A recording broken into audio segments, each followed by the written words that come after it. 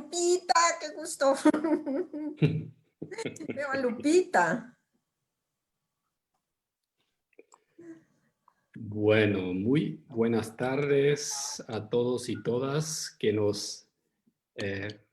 se suman a este evento, a este séptimo diálogo PPI, tanto en Zoom como en nuestra transmisión de Facebook Live. Les doy los saludos de nuestro programa regional de participación política indígena y les doy la bienvenida a nuestro séptimo diálogo PPI, que tiene la denominación Participación Política Indígena en Tiempos de Crisis Sanitaria. Mi nombre es Georg Dufner, soy representante de la Fundación Konrad Adenauer en el programa regional Participación Política Indígena y también en la Oficina Bolivia. Y para nosotros como Fundación Konrad Adenauer, que tenemos este programa regional desde el 2006, es siempre una gran alegría de compartir nuestra amplia red de expertos con ustedes y los temas de la actualidad, compartirlos con ustedes. Partimos de la convicción de que la integración de los pueblos indígenas a los procesos de toma de decisiones, entendido como un proceso dual, no solamente como una integración a los mecanismos nacionales, sino también como un acercamiento de los procesos de toma de decisión de los mismos pueblos indígenas, una integración a los estados nacionales. Creemos que es de vital importancia para la estabilidad democrática de América Latina. Y en ese sentido, hemos hoy día seleccionado este tema, la participación política indígena en tiempos de crisis sanitaria.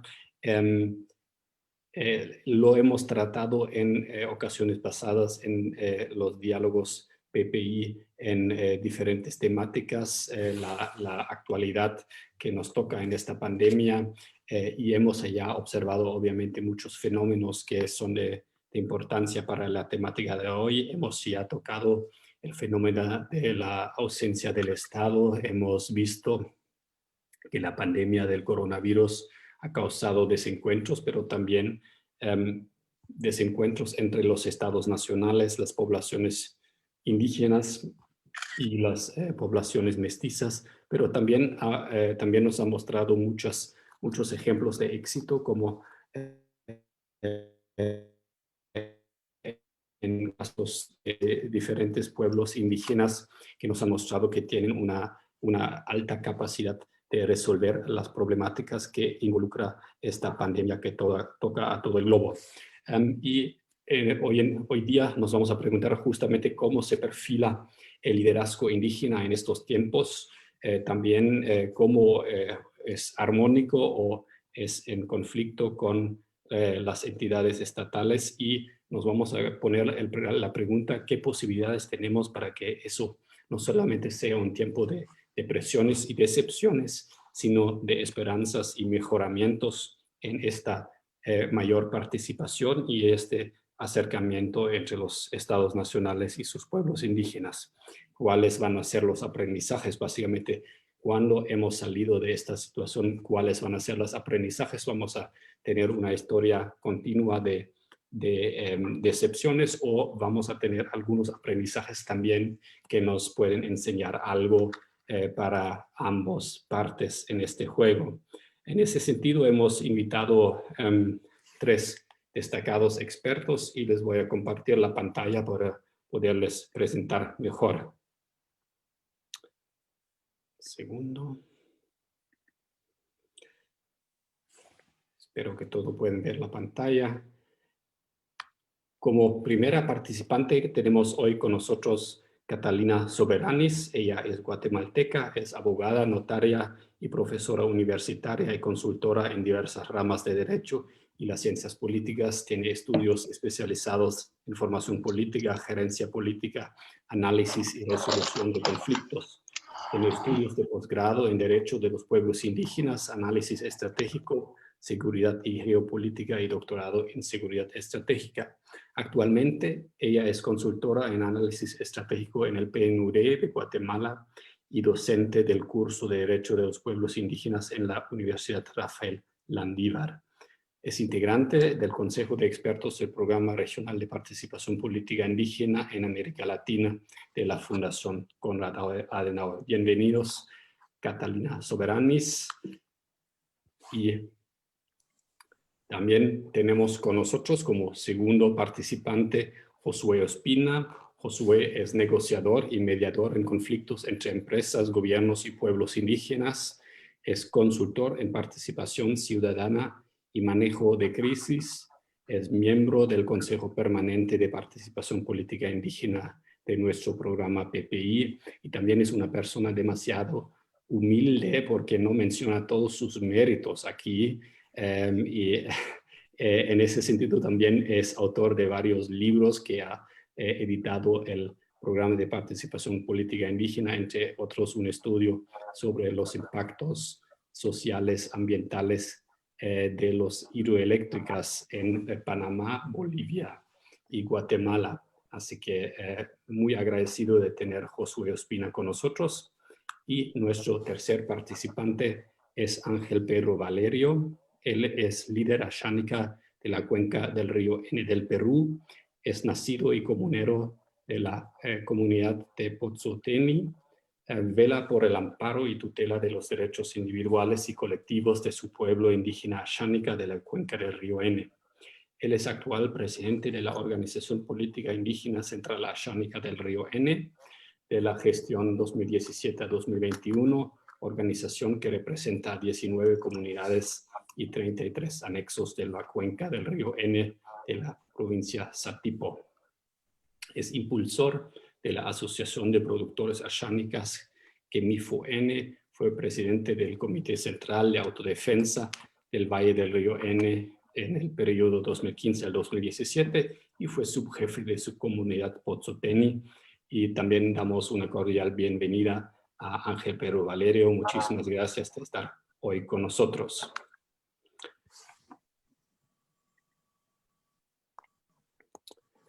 Y gracias a nuestros tres expositores vamos a poder entrar en la discusión en unos minutos más. Solo les quiero avisar algunos parámetros de esta discusión. Vamos a tener un diálogo entre mi persona y los participantes, más o menos de unos 35 minutos en total. Después vamos a mover a preguntas del público. Y un aviso técnico, por favor, dejen cuando no estén hablando sus micrófonos apagados. Pueden mandar desde ahora en cualquier momento sus preguntas al chat. Se puede preguntar, después les vamos a llamar para que ustedes puedan hacer su pregunta en vivo y también pueden hacer sus preguntas al Facebook en la sección de comentarios. En ese sentido, les invitamos muy cordialmente a poner sus preguntas para que después los podamos hacer a los panelistas. Y con mucho gusto también pueden incluir a quién de los panelistas quieren ustedes hacer sus preguntas. Bueno, en ese sentido ya entramos al tema y quiero hacer una primera ronda de preguntas para nos podríamos acercar al tema. Justamente sería la pregunta para primero Catalina, por favor. Hemos visto que en el contexto que ha generado la pandemia, organizaciones indígenas a lo largo del continente han desplegado sus voces demandando mayor atención de los gobiernos en función a proteger y prever el contagio del COVID-19 en sus comunidades. En ese sentido, ¿qué tipo de liderazgos han cobrado mayor visibilidad en este año y cuál ha sido la reacción de los gobiernos ante dichas voces? ¿Nos puedes comentar acerca del caso Guatemala? Sí, muchísimas gracias. Buenas tardes. Muchas gracias por el honor de participar en este foro, a la Fundación Konrad Adenauer y a las personas que nos están escuchando y viendo. Bueno, tenemos que hacer una diferencia entre los liderazgos indígenas que participan de la institucionalidad formal del Estado. Ahí pues podemos identificar a los diputados y diputadas indígenas y por otro lado a los alcaldes y alcaldesas indígenas electos. y por otra parte a las autoridades propias de los pueblos indígenas que acá en Guatemala se conocen en general como autoridades ancestrales de los pueblos maya, xinca y garífuna, que son los tres grandes pueblos. El pueblo maya pues se divide a su vez en 23 comunidades lingüísticas. Entonces, por una parte, en el Congreso, sobre todo las diputadas indígenas han tenido un protagonismo muy grande en los foros virtuales que se han realizado sobre el impacto de la pandemia en los pueblos indígenas, sobre las propuestas de atención a la pandemia con pertinencia cultural y sobre la idea de la reactivación económica que en este momento se está iniciando. En el ámbito local, los alcaldes indígenas electos, que son aproximadamente una tercera parte de las alcaldías del país, son más de 100 alcaldes indígenas, pues en general han dado bastante participación a la comunidad a través de los consejos de desarrollo en la implementación de 10 iniciativas que tiene el gobierno central para atender la pandemia de COVID. Ahí pues ha habido diferencia, no todas las autoridades oficiales locales han dado participación a la comunidad. Algunos alcaldes han coordinado con las autoridades indígenas ancestrales y otros no lo han hecho.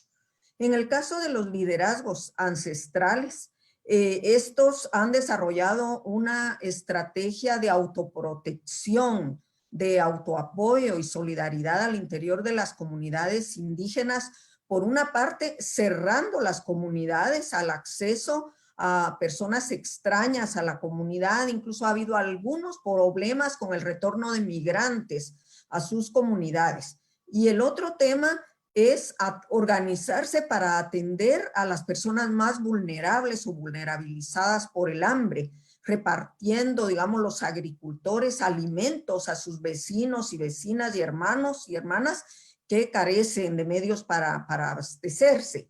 Y por el otro lado, aplicando la medicina tradicional herbolaria y algunos otros tratamientos como por ejemplo los baños de vapor para aquellas personas que contraen la pandemia.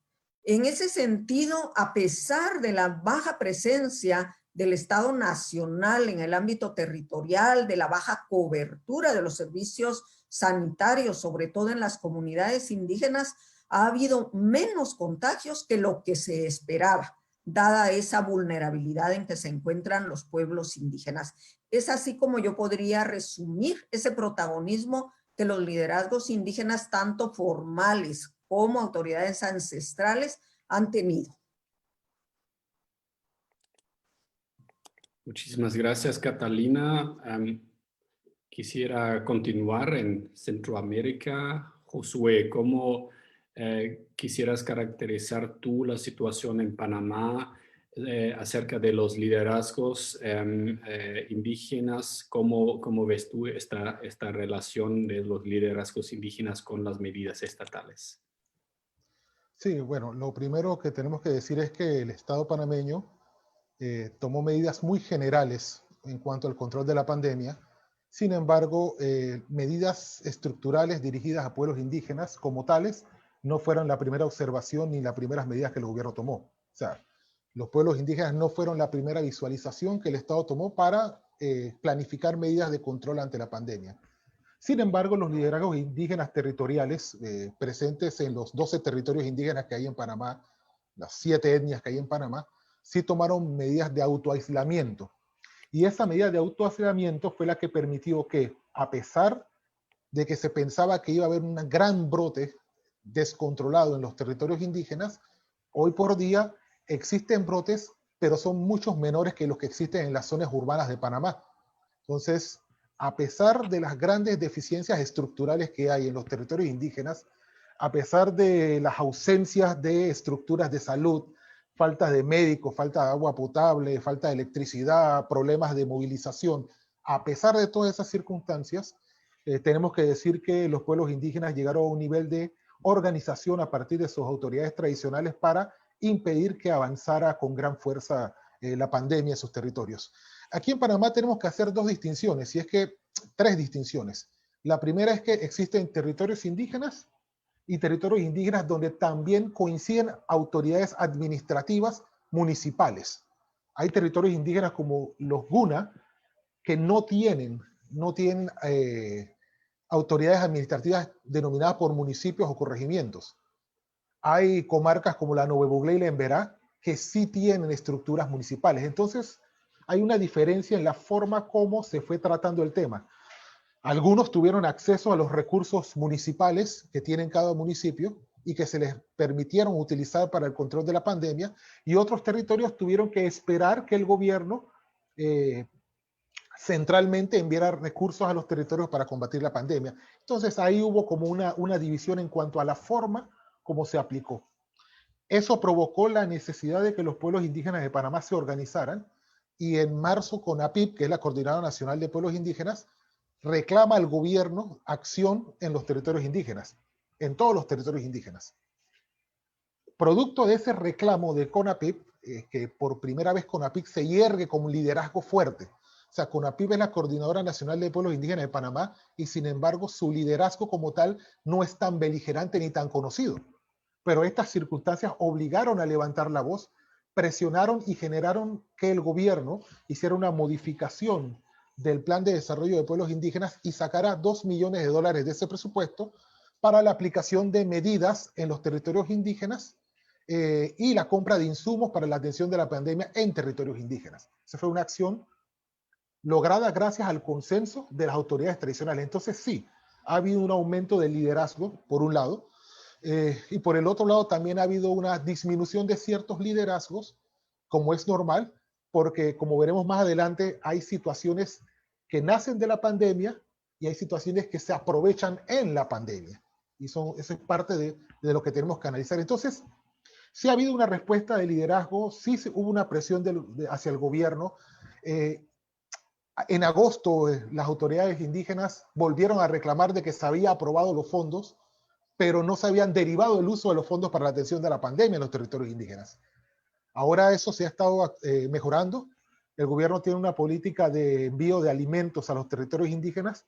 Sin embargo, todas las políticas de combate de la pandemia y las políticas de post-pandemia no necesariamente están enfocadas o específicamente diseñadas para territorios indígenas, que es una de las grandes falencias que tenemos. Entonces sí, tenemos liderazgos indígenas que han surgido, cierto, pero ha sido muy difícil porque la forma como el gobierno actúa en los territorios ha sido también muy dispersa, y yo diría que hasta con cierta falta de planificación.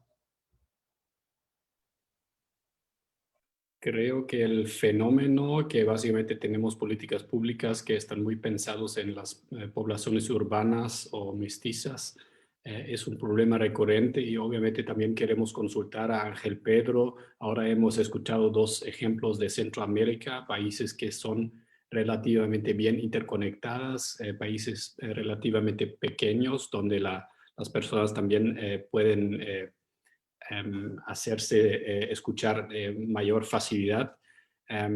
Tú te sumas a nuestro conversatorio desde la selva peruana. ¿Cómo ves tú la situación en el Perú? ¿Cómo están allá los liderazgos indígenas y cómo se relacionan con el Estado peruano? ¿Cuál es tu perspectiva, tu análisis de esta situación? Bueno, en primer lugar, muy buenas tardes, Shavini Jimarone. Bueno, agradecer a la Konrad Adenauer por esta oportunidad de participar de este evento muy importante. Estoy muy lejos de la capital de una provincia, pero gracias a nuestra gestión como organización estoy conectado en un internet satelital. Me van a disculpar si es que la línea se va, pero es importante. Para mí era importante participar de este evento porque creía muy necesario de poder dar a conocer la problemática que estamos viviendo. De acuerdo a la pregunta que usted me hace, mi estimado George, para nosotros ha sido catastrófico. ¿Por qué? Si bien es cierto, a nivel del Perú, somos un país multicultural. Tenemos aproximadamente 47 etnias, entre ellos está el Ashánica. Entonces, voy en primera parte a hablar sobre el tema del liderazgo de los pueblos indígenas, de las organizaciones indígenas. Lamentablemente, la gran mayoría, aquí la enfermedad, la pandemia, ha desnudado el liderazgo que debe tener un pueblo indígena, entre ellos el líder, ¿no? Entonces, hemos quedado al aire, no hemos podido pues apoyar a nuestros hermanos para que el Estado, para que nosotros exijamos al Estado, para que nos pueda atender. Sin embargo, tenemos que dividir la selva peruana en una selva de lo que es del oriente y una selva central que abarca pues Junín, el departamento de Cusco, Junín, Huánuco, ¿no? Eso es donde que existe la etnia Asháninka, Nomatsienga, Ashéninka, Yanesha, ¿no? Entonces, en esta parte del país, estimados oyentes, nosotros en primer momento teníamos que organizarnos frente a esta pandemia. Muchos de nuestros hermanos decían que esta enfermedad viene de otro mundo y no va a llegar a nuestras comunidades. Pero vemos ahora, ya está llegando casi a nuestras comunidades. Y va a llegar, porque hasta ahorita todavía no se ha controlado, no hay una vacuna que pueda enfrentar esta enfermedad. Es por ello que estamos muy preocupados como pueblos indígenas, pero para poder enfrentar esta pandemia, a todos que nos oyen, teníamos que tomar decisiones drásticas, ¿no? En primer momento, como decían mis antecesores, las comunidades nativas tenían que cerrar las fronteras de su territorio. Decir que nadie se ingresa de personas externas que vienen de afuera, ni de las instituciones públicas, ¿no? Eso ha hecho que nuestra organización sea más eficaz, ¿no? En la selva central aún todavía no tenemos ningún infectado de esta pandemia del COVID-19. Gracias a Dios y gracias a la organización de nuestras comunidades nativas en toda la selva central. Específicamente en nuestras comunidades, nuestra organización, y esto se ha visto qué tipo de líderes existe dentro de cada cuenca, ¿no? Porque en la selva central también tenemos varias cuencas, y la cuenca del N, pues preside mi persona. Entonces, en la cuenca del N, hasta ahorita están intactos los hermanos, pero sí tenemos, como nosotros le decimos, colonos. Sin embargo, también nos hemos unido para poder contrarrestar el avance del contagio. Nosotros habíamos pensado, como decía Josué, son poblaciones muy vulnerables y que cuando llegara la enfermedad dentro de nuestras comunidades iba a ser un contagio muy masivo, pero gracias actualmente aún todavía no tenemos ese contagio.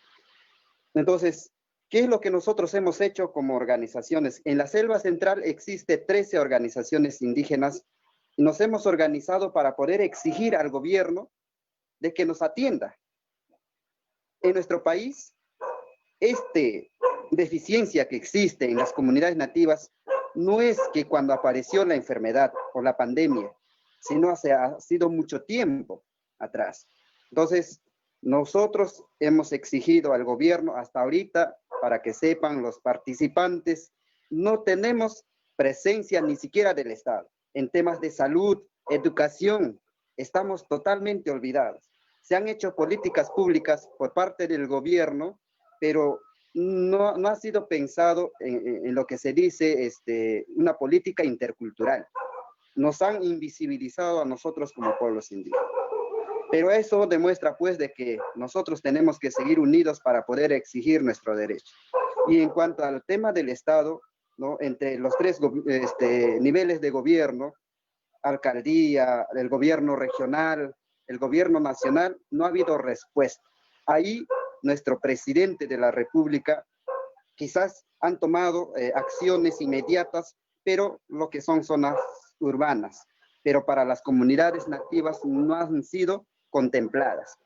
Entonces, es por ello que nosotros no hemos visto esa capacidad de nuestro gobierno de poder tomar acciones e incluir a nuestros líderes nacionales y regionales para que puedan tomar decisión y conocer la realidad, de acuerdo a ello, intervenir, para que podamos reducir el tema del contagio. Entonces, yo creo que nosotros como a nivel del Perú, quizás, vuelvo a decir, nos hemos salvado aún todavía, no porque el Estado ha intervenido, no es porque el gobierno ha tenido de liderazgo en una política integral e inclusiva para las comunidades nativas, sino que por nuestros conocimientos sí ha habido un contagio de más de 200 personas en una cuenca, pero no hemos tenido muertes. Casi en una semana lo hemos parado con nuestros conocimientos ancestrales, nuestras plantas medicinales. Nos hemos salvado y no ha avanzado el tema del contagio. Eso es la organización que nosotros hemos tenido. Entonces, eso es la realidad que estamos en el país. Lamentablemente, tenemos que seguir insistiendo a nuestro gobierno. Justamente esta semana hemos tenido reuniones tras reuniones con varios ministerios del Estado, sin embargo, ahora no tenemos respuesta. Eso es la realidad. Gracias. Muchísimas gracias, Ángel Pedro. Eso es impresionante en el sentido negativo, y ahora ya nos has comentado, digamos, algunos detalles muy impactantes del caso peruano. Quisiera continuar con Josué. Josué, hemos visto que este año ha sido obviamente muy marcado por la crisis sanitaria. Pero ¿cuál es el efecto a mediano plazo, o cómo ves tú los efectos en mediano plazo? ¿Es posible afirmar que la participación política indígena se ha fortalecido como consecuencia de estos procesos, de estas circunstancias? Ayer nos comentaste en la preparación de este encuentro que hay diferentes ejemplos en el caso panameño. Pero en general, ¿cómo sería tu evaluación? ¿Tú crees que esto va a debilitar o más bien reforzar el liderazgo y la participación política indígena en el caso peruano este año sin precedentes, digamos? Sí, bueno, usando un poco el ejemplo de Panamá, yo pienso que vamos a tener resultados mixtos que van a depender de diferentes factores. Para mí es grato decir que el liderazgo de la Coordinadora Nacional de Pueblos Indígenas, que reúne a todos los congresos de los 12 territorios, ese liderazgo tenía yo tiempo que no lo veía con fuerza y con expresión, defendiendo los derechos de los pueblos indígenas, pero uniendo a todas las etnias del país. O sea, eso es algo importante y rescatable, y que de seguir así puede ser un frente de balanza para lograr que se cumplan cosas que están muy pendientes en los territorios indígenas, que van desde el reconocimiento de la visión de desarrollo hasta el tema de la aplicación de los programas integrales de desarrollo dentro de los territorios indígenas. Entonces, en ese sentido, es cierto, hubo un mejoramiento del liderazgo. Hay ciertas etnias como la Guna que yo siempre voy a respetar porque su nivel de organización es tan fuerte y tan unido tradicionalmente que ha logrado mantener orden a pesar de que son una de las poblaciones más cercanas geográficamente a polos urbanos, ¿verdad? Lo que los hacía más susceptibles, y además una de las poblaciones que mayor cantidad de migración de vuelta a la comarca de indígenas Guna que estaban en centros urbanos ha tenido. Entonces, ahí, a pesar de eso, ha sido el liderazgo de la autoridad, que todo el mundo lo reconoce, de la autoridad Guna, la que ha permitido mantener esa situación. Lo otro que te podría plantear es que, bueno, en el caso de las comarcas NOVE, comenzamos a ver ciertos tipos de roces desde el inicio de la pandemia en cuanto a los liderazgos en el territorio. Por un lado, tenemos luchas por el poder interno. Las elecciones de la comarca Nove Buglé están muy cercanas, están para marzo del 2021, y eso ha provocado que el tema de la pandemia genere ciertos grados de confrontación entre quienes aspiran a detentar el poder de las autoridades tradicionales dentro del territorio. También el proceso de pensar qué va a pasar después de la pandemia ha generado mucho interés de factores externos a los territorios indígenas que están aspirando a explotar territorios mineros y explotación energética.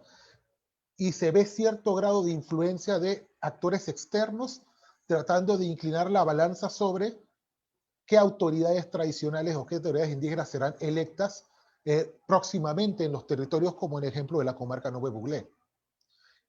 También tenemos que decir que, por otro lado, el liderazgo indígena ha sido tal que han fortalecido la utilización de la medicina tradicional, al igual que ha pasado en Perú. Hay casos muy marcados en Emberá y en Guna también, donde la utilización de medicina tradicional ha ayudado a solventar ciertas situaciones de carencia de salud y de prestaciones de servicios médicos y de medicina que son reales en el territorio. Entonces, hay una mezcla de situaciones actualmente. O sea, podemos decir que se han fortalecido ciertos liderazgos indígenas como articulación, sí. Podemos decir que los liderazgos indígenas que ya eran organizados han podido fortalecerse, sí. Pero también podemos decir que hay grandes deficiencias que tenemos que aceptar en cuanto a los niveles de formación y de participación y de reconocimiento de espacios en los territorios indígenas que han hecho que esto genere ciertas deficiencias en el liderazgo. Y por último está la presión de cómo tener recursos en un momento donde en el país entero se está discutiendo qué recursos se van a tener. Entonces, algunas respuestas que se han dado en los territorios han sido a través de la asamblea, donde diputados han presentado propuestas para crear nuevas divisiones territoriales de corregimientos. Pero el corregimiento es una estructura inferior al municipio, en el caso de Panamá. Y crear eso esperando tener recursos provenientes del Estado central que se le dan justamente a ese tipo de territorios. Entonces nos encontramos con todo un intento de, por lo menos en la comarca Guna, de crear nuevos corregimientos. En territorios poblados de Bocas del Toro, donde hay alta población indígena, también se están creando nuevos corregimientos. Y en fin, esos nuevos corregimientos van a crear la necesidad de elegir nuevas autoridades que van a ser administrativas en lugares donde hay altas poblaciones indígenas. Entonces, se van a crear nuevos espacios de lucha de poder político por el acceso a esas nuevas estructuras administrativas llamadas corregimientos. Entonces, hay una mezcla de situaciones que tienen que ver desde la realidad que estamos viviendo actualmente, desde la organización y el estado en que lo agarra a la organización este tema de la pandemia, y desde el punto de vista de los intereses políticos y económicos que se van a generar producto de la crisis económica que va a provocar esta pandemia en inmediato, en mediato y en largo plazo.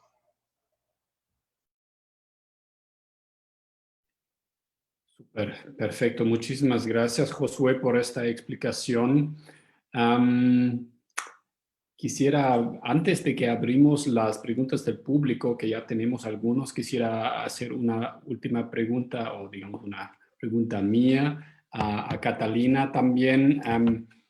Estimada Catalina, durante este último año, ¿cómo ha sido la situación en Guatemala? ¿Han tenido lugar debates o propuestas para la incorporación o modificación de reformas legales o electorales con propósito de fortalecer la participación política indígena en Guatemala? Esto se ha debatido, siempre nos preguntamos, Guatemala, un país con tan alta cantidad de población indígena, pero en el pasado siempre vimos poco movimiento. ¿Esto se ha cambiado un poquito con la situación de la pandemia o más o menos se ha mantenido en esta situación como la conocemos? Bien, tenemos que recordar que en 2019 tuvimos elecciones generales en Guatemala, es decir, presidente, vicepresidente, Congreso de la República y alcaldías municipales. En esas elecciones no había ninguna norma aplicable específicamente a pueblos indígenas, tampoco lo hay para mujeres. Y en ese sentido, como la nueva ley electoral, es decir, las últimas reformas a la ley electoral, creaban una comisión similar a la que ha existido en Panamá, de que cada elección que termina debe organizarse una comisión multisectorial que haga propuestas de reforma a la ley electoral para la siguiente elección. Entonces, esta comisión, que se llama de actualización y modernización electoral, fue instalada a principios de este año y trabajó hasta marzo.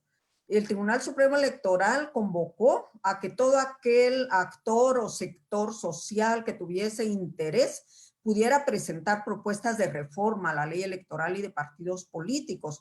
Y efectivamente varias organizaciones indígenas, entre ellas la Asociación de Mujeres Indígenas, Asociación Política de Mujeres Indígenas, MOLOG, NALEB, que es otra organización indígena, y varias otras presentaron propuestas de reforma. Básicamente estas propuestas de reforma están encaminadas a acciones afirmativas en favor de los pueblos indígenas. Esto podría ser a través de la división de los listados departamentales por áreas geográficas que reconocieran el porcentaje de población indígena en cada distrito electoral y que se hiciese obligatorio para los partidos postular un porcentaje proporcional a la población indígena en sus listados de elección. Por otro lado, también había algunas propuestas, digamos, de porcentajes mínimos y también porcentajes de alternancia entre, digamos, candidatos no indígenas, mujeres y pueblos indígenas. La propuesta es que, por ejemplo, a un hombre no indígena, ladino, se le llama, o mestizo acá, siguiera un hombre indígena, a una mujer no indígena o mestiza, una mujer indígena, o sea, que se fuera como en trenza, se dice, en una alternancia en estos departamentos que tengan un porcentaje significativo de población indígena, y para el caso de las mujeres, pues en este caso se planteaba la paridad, es decir, mitad hombres, mitad mujeres en los listados.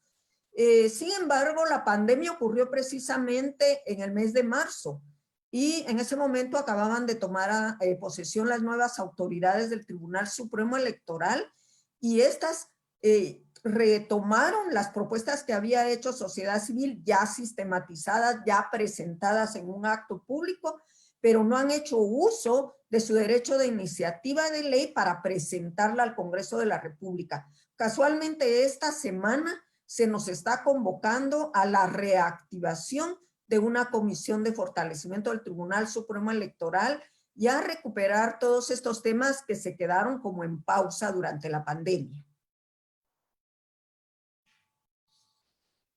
Muchísimas gracias, Catalina.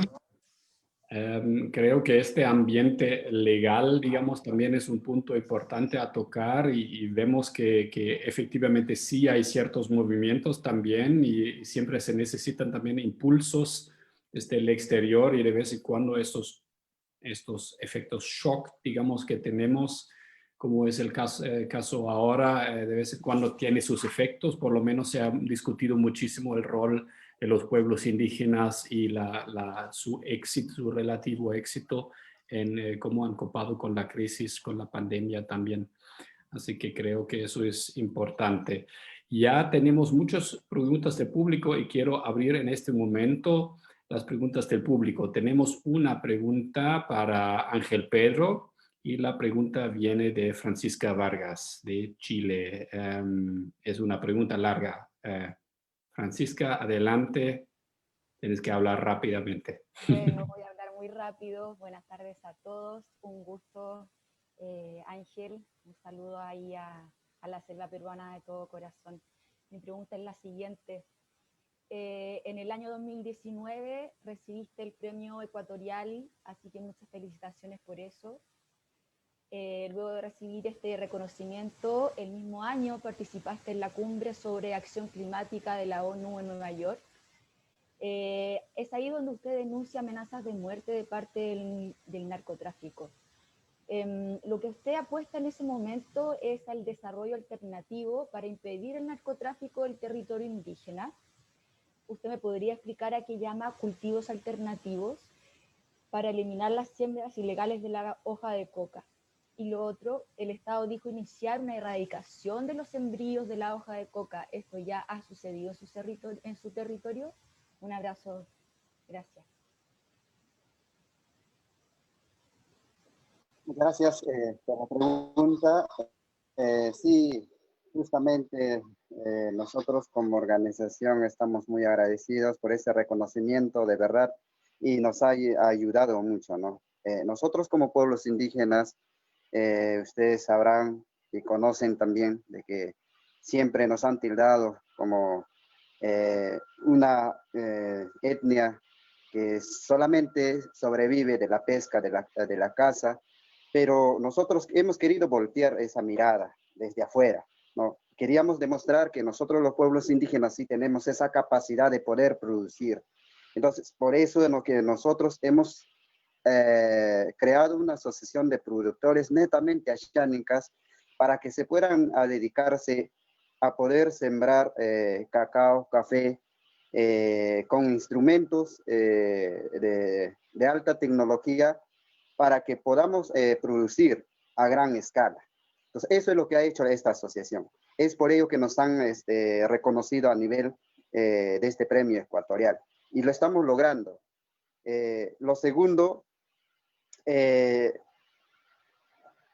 la participación de esta acción climática, para mí ha sido muy importante porque quería dar a conocer la problemática que está sucediendo a nivel de nuestro Perú, a nivel de la selva central, ¿no?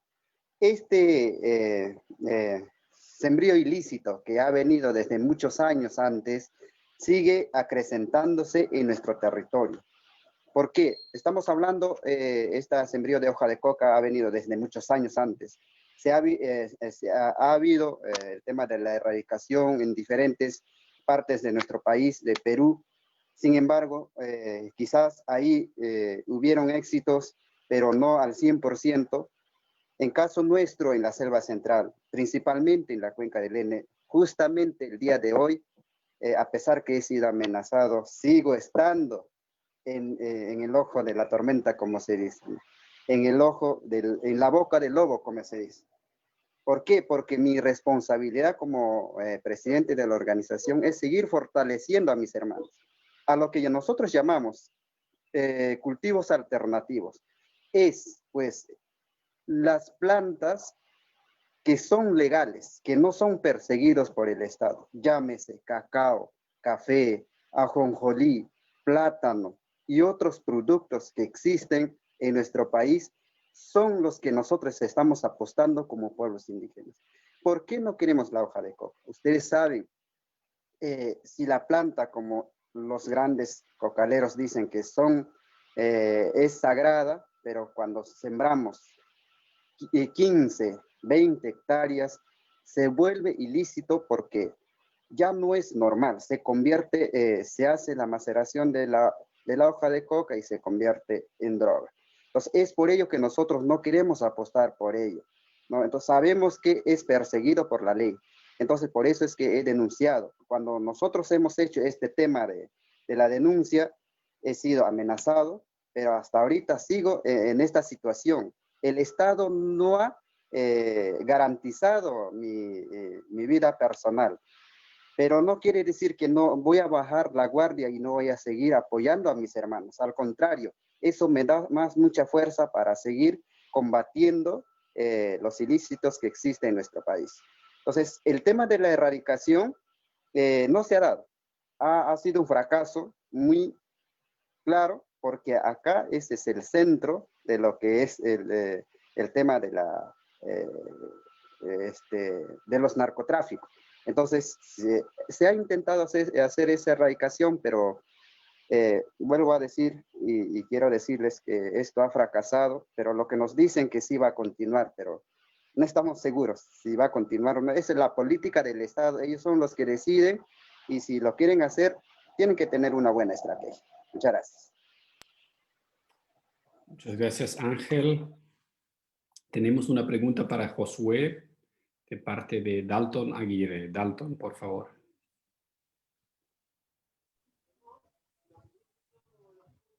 Buenas tardes a todos y un grato saludo para cada uno de los expositores. Tengo una pregunta referente al expositor José Ospina y es, ¿cuál es el motivo de que exista una ayuda municipal para ciertas comunidades indígenas en Panamá, pero sea inexistente para otras? ¿Y podría considerarse discriminatorio el hecho de que exista apoyo gubernamental para algunas comunidades, pero no para otras, en razón de la facilidad de que algunas poseen o pueden tener representantes en puestos administrativos? Sí, bueno, gracias por la pregunta. El problema de la distribución tiene que ver más con un problema de la forma como está estructurada administrativa y políticamente los territorios indígenas en Panamá, que es una forma bastante compleja. Te lo pongo de esta manera. En Panamá existen 7 comarcas indígenas con territorio reconocido como territorio indígena. ¿Ok?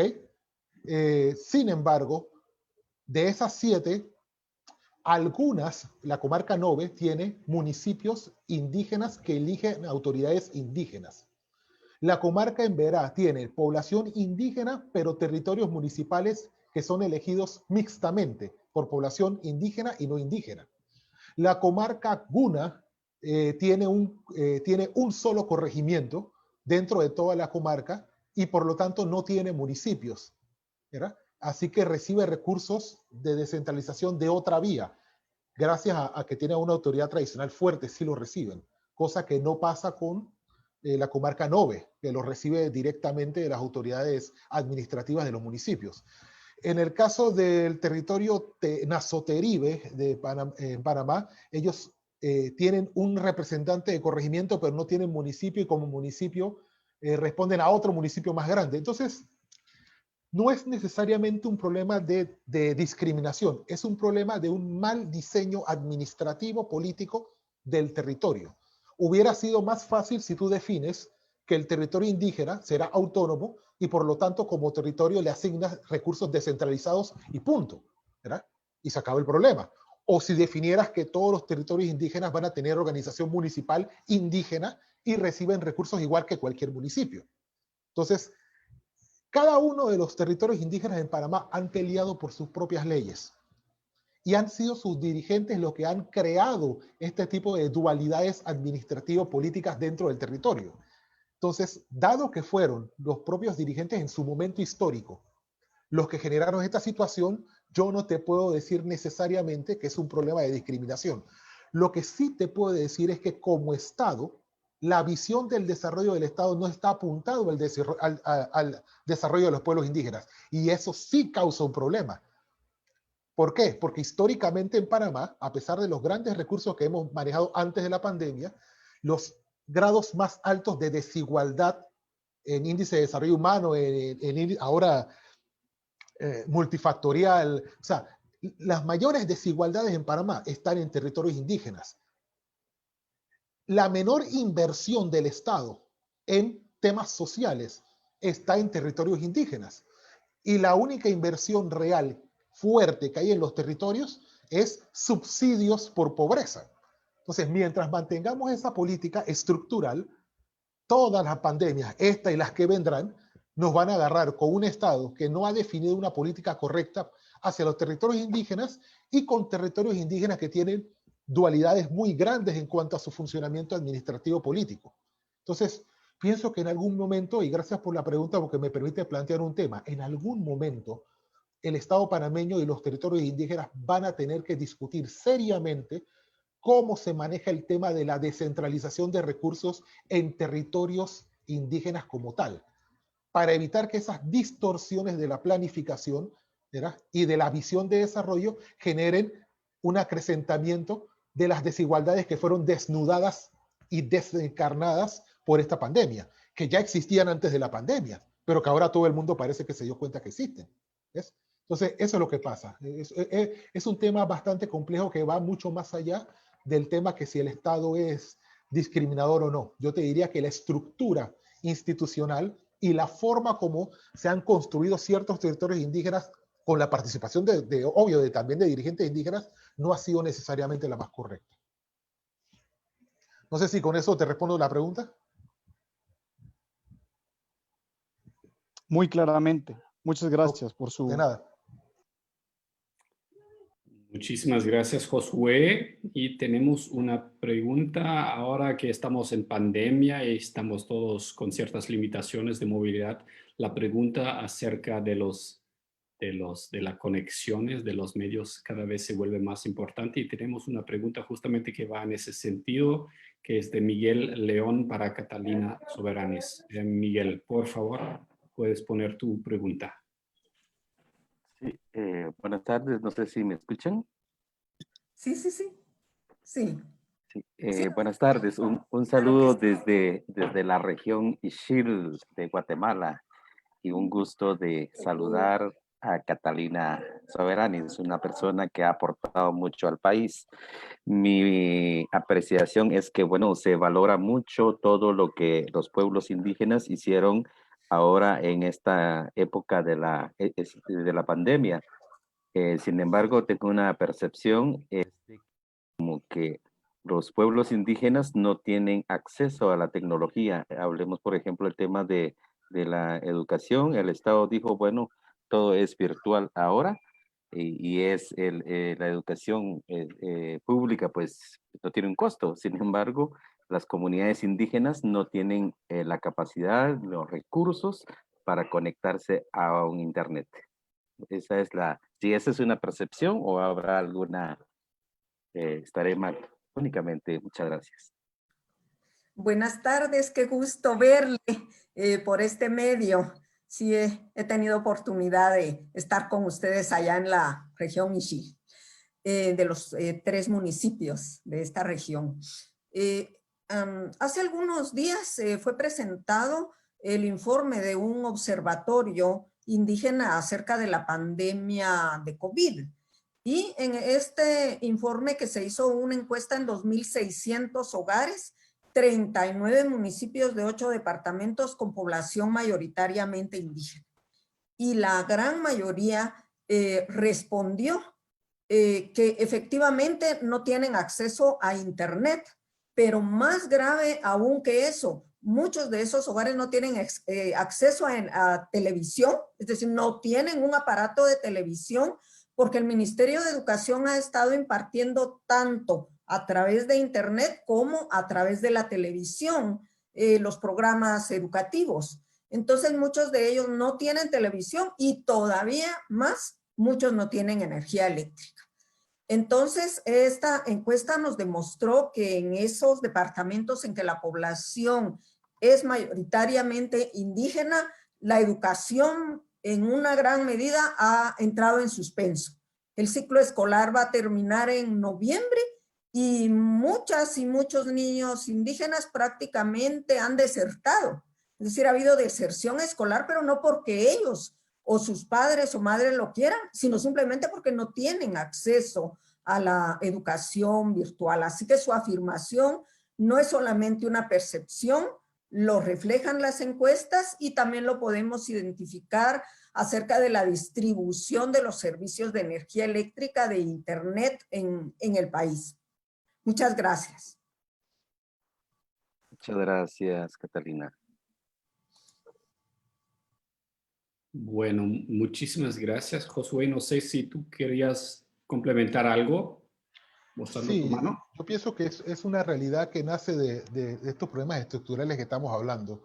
En el caso de Panamá, efectivamente, hablamos de educación virtual, y también hablamos de generación de módulos, y también hicimos programas televisivos para la formación. Pero ¿cuál es la realidad? 2% de la población indígena tiene acceso a la electricidad. Casi ninguna tiene aparatos tecnológicos como para poder ver esos supuestos programas de internet. Ni siquiera tienen internet, ¿verdad? No tienen electricidad, no tienen acceso a televisión. Y lo cierto es que lo que se está preveyendo es una gran deserción escolar, porque sumado a eso, más que no tienes acceso a la educación, no tienes acceso tampoco a la generación de recursos en el territorio, y tampoco hay políticas para la generación de recursos en el territorio. Por lo tanto, el Ministerio de Educación de Panamá se está preparando para saber que tiene que establecer toda una política de recuperación, ya ni siquiera de ver cómo educan a los estudiantes, sino ver cómo recuperan a los que ya saben que van a salir del sistema producto de la realidad que impone la pandemia. Entonces, yo pienso que eso es un problema más que de percepción, es un problema de realidad. Esta pandemia nos demostró que tenemos como sociedad que comenzar a ver las cosas desde otro punto de vista. Y tenemos que dejar el discurso de igualdad cuando generamos políticas que lo que generan son desigualdades. Y más en el caso de Panamá, donde, y lo digo con toda honestidad y mucha tristeza, durante tantos años tuvimos tanta bonanza económica que no hay perdón para la situación de la educación y de la falta de acceso a la tecnología, a la salud que viven los territorios indígenas. Muchas gracias, Josué. Sí, se ha dicho, claro, que la pandemia nos toca a todos igual, pero muy pronto hemos descubierto que no es para nada así. Gracias por esta aclaración, Josué. Tenemos una pregunta más para Ángel Pero. Todavía tenemos un poquito de tiempo. Sí, Ángel Pero, tú podrías responder la pregunta de Andrea Cruz para... sí, de Andrea Cruz. Andrea, si quieres poner tu pregunta y si tenemos una respuesta rápida, podríamos hacer una última ronda de preguntas después. Muchísimas gracias. Sí, mi pregunta va dirigida para Ángel. Ángel, yo soy de Honduras y pues aquí las comunidades indígenas y garífonas de nuestro país pues tienen algún tipo de reuniones en momentos para convivir o hablar de alguna problemática que se suscite en torno a los problemas que giran a las comunidades.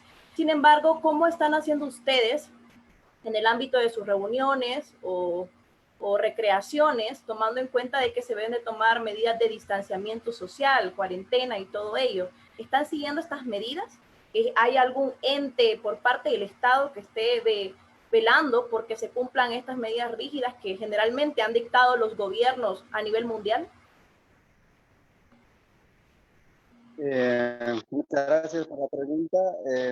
Voy a ser rápido. El gobierno, el Estado, no ha ingresado a nuestras comunidades desde que empezó la cuarentena. Ya vamos más de 6 meses de cuarentena.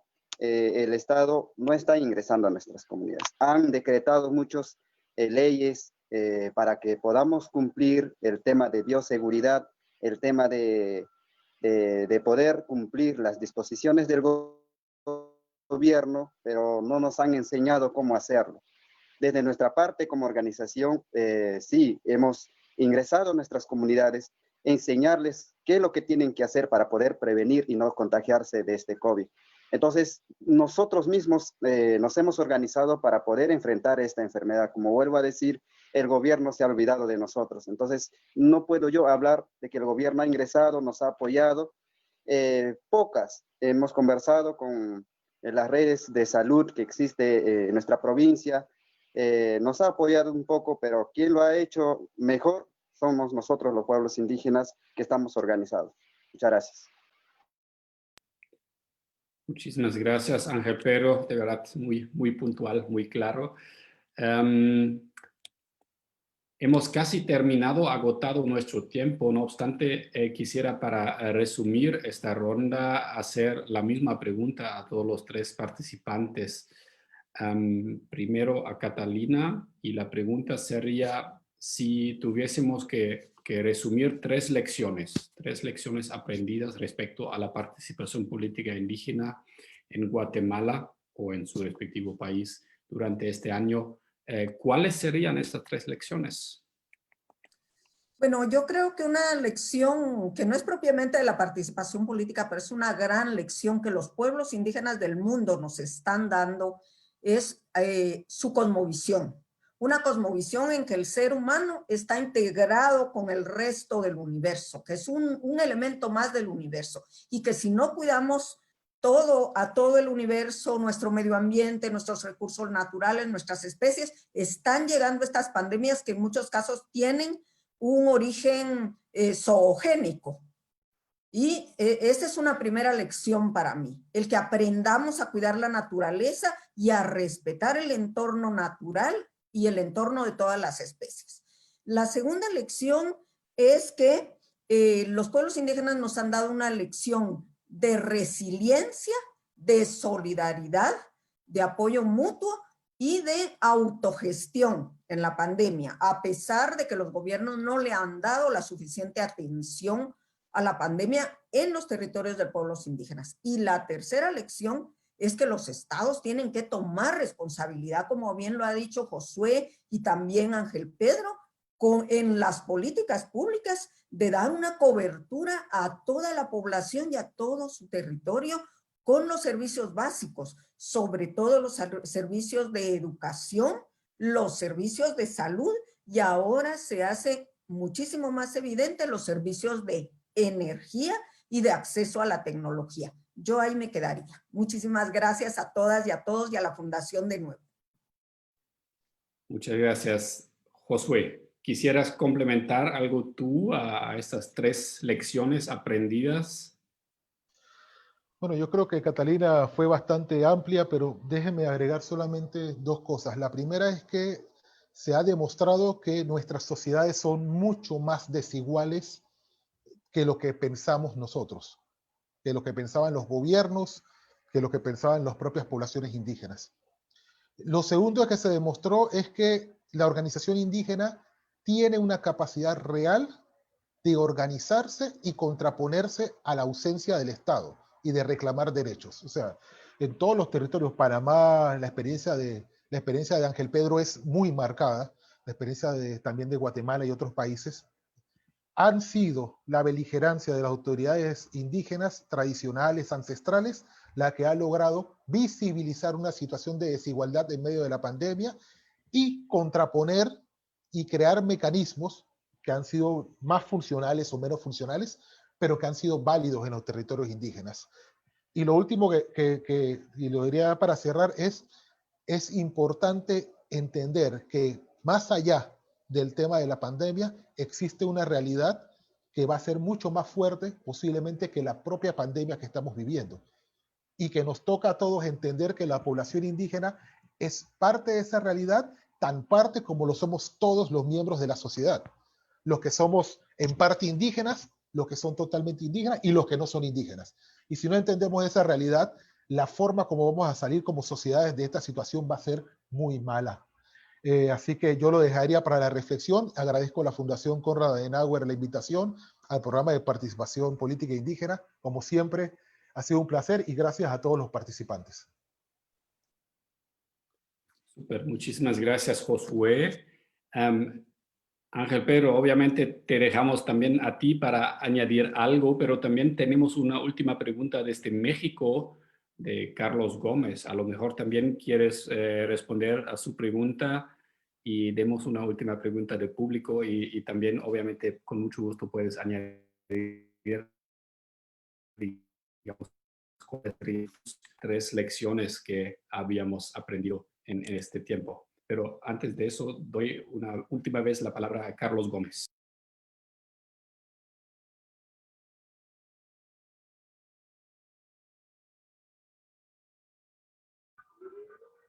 Hola, ¿qué tal? Buenas tardes. ¿Cómo están todos ustedes? Es un gusto desde México, el sureste, estoy en Chiapas. Al sureste de México somos frontera con Guatemala, hermanos históricamente de la región. Antes que nada, pues felicitarlos por este evento. También acá en el sureste de México tenemos muchos pueblos indígenas, principalmente en Chiapas.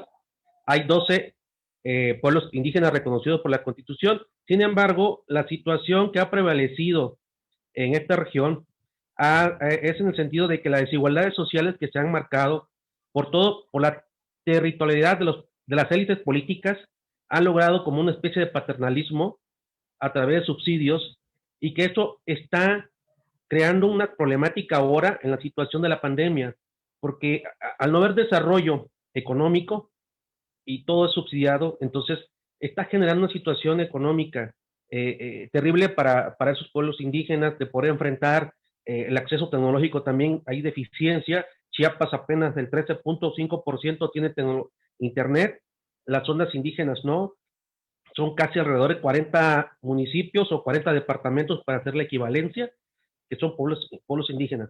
Entonces, la pregunta es, en ese sentido, ¿están remarcadas las desigualdades regionales también en los pueblos? Por ejemplo, Ángel, Pedro, que ya platicaba de la situación, que cómo él ha logrado de otra forma tratar de incidir en políticas públicas, pero que no ha sido escuchado. Entonces, somos como que estamos hermandados por una desigualdad, lo que sucede acá en Chiapas, ¿no? Entonces, por ahí sería la pregunta, ¿no? ¿Qué tanto ellos han tenido que afrontar esas desigualdades que propicia toda esta etapa de marginación, de pobreza y que lamentablemente la pandemia ha hecho que pues la brecha se haga más grande la brecha, ¿no? Gracias.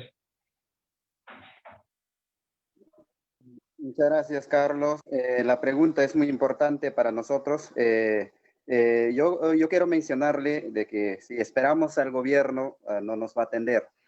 Ahora está en la etapa 4, fase 4 de reactivación económica, pero sin embargo para los pueblos indígenas no tienen facilidad para poder conseguir esos fondos. Entonces, nosotros como organización, con nuestra asociación, hemos tenido que sobresalir por otra forma.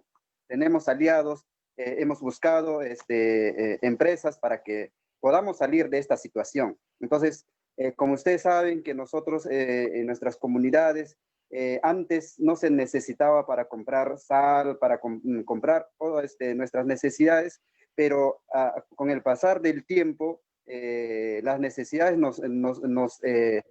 nos insiste para poder conseguir algo de afuera. Entonces, es por ello que nuestros hermanos ashánicas han aprendido a poder sembrar y no esperanzar del Estado para que puedan ser subsidiados. Entonces, pero también nosotros como organización hemos visto de que esos programas sociales, esos bonos que han dado el gobierno, para nosotros no es algo bueno. ¿Por qué? Porque, como usted dice, tendemos a poder ser paternalistas del gobierno, y eso es lo que no queremos, porque eso es lo que han venido haciendo siempre nuestro gobierno para vernos pobres. Entonces, eso es lo que nosotros no estamos apostando.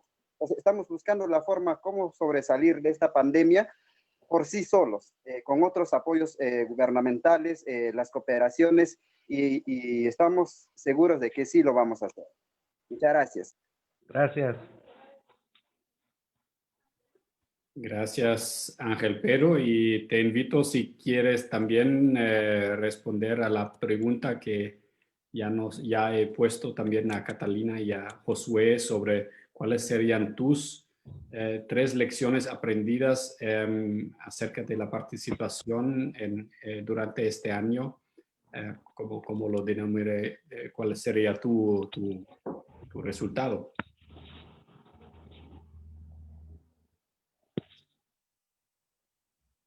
El micrófono. Tu micrófono está apagado, Ángel. Hola, ¿ahora sí me escuchan? Para nosotros en el Perú, para los pueblos indígenas, la lección aprendida en estos momentos difíciles es que los pueblos indígenas tienen que estar unidos. Tenemos que estar unidos para poder exigir a nuestro gobierno que se nos dé a lo que nos corresponde, nuestros derechos.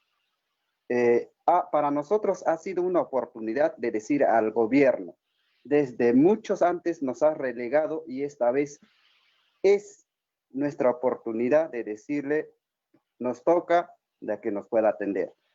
Por otro lado, tenemos que nosotros aprender a poder ser más solidarios, como lo decía nuestra hermana. Tenemos que estar unidos, ayudar a los demás, porque eso es lo que siempre ha pasado en la sociedad, el egoísmo, ¿no? Entonces, en este sentido, nosotros hemos visto de que la unidad, la solidaridad, podamos salir adelante por más que venga otros tipos de pandemia. Entonces, eso es lo que nos ha permitido en este sentido, en esta pandemia.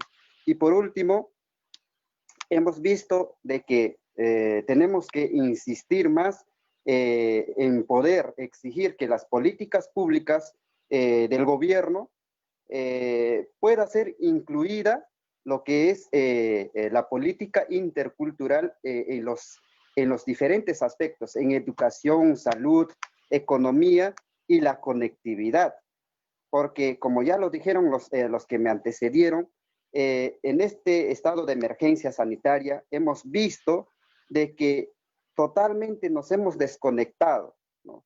El gobierno ha decretado muchos para poder hacer los trabajos remotos, pero sin embargo, ¿cómo nosotros vamos a poder hacer en nuestras comunidades si no tenemos internet, si no tenemos luz? Entonces, esta es nuestra oportunidad para darnos a conocer de que sí existimos y necesitamos esos derechos que nos corresponde como sociedad peruana. Muchas gracias. Pasonki, Maro. Muchísimas gracias. Bueno, de verdad les agradezco a todos y todas por los aportes en esta discusión de una fundación política alemana. A lo mejor ustedes hubieran esperado que vamos a terminar puntualmente. No lo estamos haciendo. Nos hemos excedido un poquito, pero creo que valió la pena, tomando en cuenta que tuvimos tantas preguntas muy buenas y de verdad unos 3 expositores excelentes. Bueno, como resumen, creo que es muy claro que básicamente se solidifica la tendencia que tuvimos, que ya pudimos observar en nuestros últimos diálogos PPI, que obviamente donde siempre la pandemia tenía un papel importante. Hemos visto que también hoy día que los pueblos indígenas son innovadores, que en muchos casos, digamos, están mucho más cerca de soluciones muy practicables. En vísperas, en la situación de la pandemia, practican básicamente una subsidiariedad que los estados centralistas a lo mejor no logran. Y justamente vemos estas innovaciones, esta situación, estas soluciones adaptadas versus la precariedad de los estados también, como ha mencionado Josué, que son bastante injustos y que son precarios no solamente en el sentido de la representación política, sino también en sus medidas que van siendo diseñados para los polos urbanos, para otro tipo de poblaciones. Hemos también hablado sobre soluciones. Pensamos siempre que tenemos soluciones muy novedosas cuando hablamos en el mundo mestizo, blanco, entre comillas, por ejemplo, la sustentabilidad, pero también hemos escuchado ahora, hoy día y en ocasiones anteriores también, que básicamente muchos de los conceptos que nosotros pensamos muy novedosos o muy integrales ya son parte integral del pensamiento de los pueblos indígenas, y allá a lo mejor sería recomendable de tener cierta humildad en nuestros acercamientos a estas ideas. También me gustó mucho que por lo menos vemos en algunos espacios un cierto avance también en lo legal, en la discusión política. Creo que eso es fruto de mucha discusión sobre la situación de los pueblos indígenas en esta pandemia. Ojalá que esta discusión va a seguir y bueno, nosotros tratemos de apoyar con nuestro granito de arena, de fomentar este tipo de discusiones. Justamente los diálogos PPI están justamente para eso. Y de verdad les agradezco a todos y todas las excelentes preguntas, la participación, el interés. No me voy a exceder mucho más. Quiero simplemente agradecer a mi equipo del Programa Regional de Participación Política Indígena, a Bernardo Ponce, a nuestra técnica de programa María Fernanda Rebollo, y justamente agradecerles a todos ustedes, a los participantes, a los amigos del programa PPI, que vienen hoy día, como hemos visto, de toda América Latina. De verdad es una gran alegría. Y disculpen, les invitamos a seguirnos en nuestras redes sociales, en Facebook, en Instagram y en YouTube estamos, y obviamente también en en la web. Y bueno, ahora espero las indicaciones de Bernardo Ponce para que nos diga cómo hacemos una linda foto grupal de este evento. Para eso todos tendríamos que encender nuestras cámaras, eso sí. Gracias, Georg. Y bueno, también de mi parte, agradecimiento muy especial a Ángel Pedro, Catalina y Josué, que con su amplia experiencia nos han colaborado hoy. Les vamos a pedir a todos que puedan abrir sus cámaras por 1 o 2 minutos para que podamos tomar una fotografía con los participantes que nos han acompañado hoy. Y bueno, les voy a dar una marca. Quienes no puedan abrir la cámara, por favor, abran el micrófono y avísenme, porque a veces se bloquean algunas. Vamos a darles unos 10 segundos. Dice que el anfitrión tiene que abrir las cámaras. Sí. El anfitrión justamente de la está habilitado, pero a veces algunos usuarios... Necesitamos urgentemente. En todo caso, ya tenemos un poco más de la mitad. Vamos a darles un segundo más. Si alguien todavía desea abrir su cámara. Bien, entonces a la cuenta de 3 sacamos una fotografía de pantalla. A la 1, a las 2, a las 3, una sonrisa. Una más. 1, 2, 3. Perfecto. Listo. Está tomada la fotografía. Muchas gracias a todos y a todas de mi parte. Súper. Otra vez, muchísimas gracias a todos los participantes y los expositores excelentes. Muchísimas gracias por el interés en Diálogos PPI. Nos vemos pronto en este espacio. Buenas tardes a todos. Muchas gracias a todos por la siempre disposición de poder compartir nuestras experiencias. Muchas gracias también a la Fundación y a todas y a todos los participantes. Gracias, Catalina. Gracias, Ángel. Gracias, Josué. Gracias a ustedes por invitarnos. Muchas gracias. Un abrazo desde Panamá. Abrazo. De México, muchos abrazos. Gracias. Abrazos, aunque tarde. Uy, Marco, esa bola